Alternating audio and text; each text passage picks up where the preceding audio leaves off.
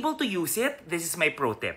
So sa Klook app nyo guys, ito one of the best and pinakamurang way. Make sure you open the app and click on the eSIM button. Huwag kayong magta-type ng China eSIM or eSIM. Click the eSIM button. Tapos makita nyo lalabas tong screen specifically for the eSIM lang. Where to, dyan mo hanapin ang China. Again guys, ito yung button na yan na eSIM. Huwag kayong magsa-search dyan ng SIM. And then type China, lalabas dyan mainland China or even Asia or Asia Pacific.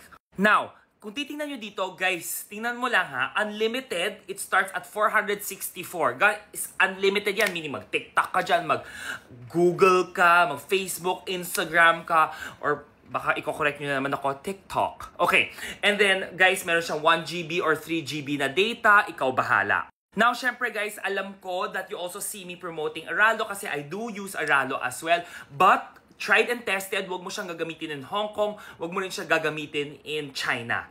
Basta these two countries dyan, wag mo talaga siya gagamitin kasi yung TikTok, hindi talaga siya gagana. Kaya don't use Aralo if importante sa'yo ang TikTok. Guys, Aralo, di ba? Ito yung may China at Hong Kong. Basta China and Hong Kong, wag mong gagamitin ang Aralo. Gagamitin mo dapat yung sa Klook. Siyempre, meron pa rin yung Globe Roaming. Siyempre, mas mahal to, mas pricey to. But if you use Globe Roaming, it bypasses the Great Firewall or whatever yung mga bawal nyo gamitin na app usually sa Wi-Fi ng China. Pwedeng-pwede yan pag naka-roaming ka. Pero siyempre, ito yung mas pricey.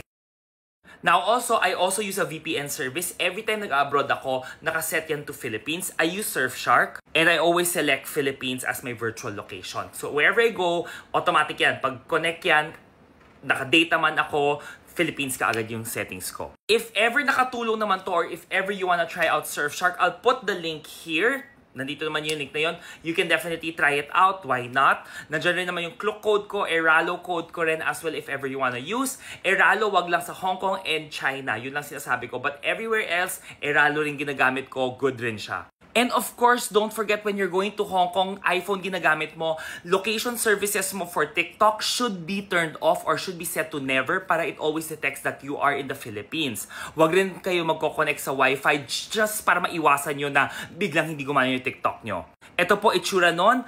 Once you select location services, look for your TikTok app, and then etong allow location access, lagi naka-check yan, never. Even sa Pilipinas ako, never talaga yan. Yun yung pro tip ko.